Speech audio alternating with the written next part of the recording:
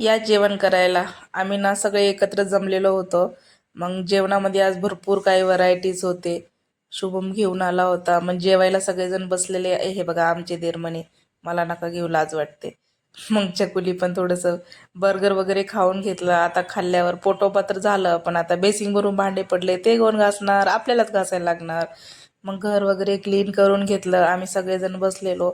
खूप जास्त जण असल्यावर किती एन्जॉय होतं ना, एकदम असं बसायचं, एन्जॉय वगैरे करायचं. पहिल्यासारखे दिवस येत नाही, तरी पण आम्ही जेवढं होईल तेवढं मोबाईलपासून थोडंसं लांब राहण्याचा प्रयत्न करतो. सगळे एकत्र टाईम वेळ देतो एकमेकांना. मग हे दोघं जण म्हणत होते चला बॅडमिंटन खेळायला जाऊ.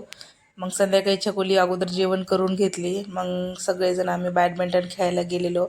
तिकडे जाऊन छान बॅडमिंटन वगैरे खेळून मग घरी आलो. आज जेवणात काही जास्त बनवलं नव्हतं. बॅडमिंटन खेळायला पण एवढे जण होतो, बापरे, भांडणं चालू होते, मला खेळायची तुला खेळायचं. मग आज जेवणामध्ये ना फक्त साधं सिंपल वरण भात बनवलेलं मी. तर चला, असं होतं आजचा दिवस. जास्त जण असल्यावर किती मजा येते ना. बघा माझी दीर किती लाजतायत. चला बाय, भेटूया पुढच्या ब्लॉगमध्ये.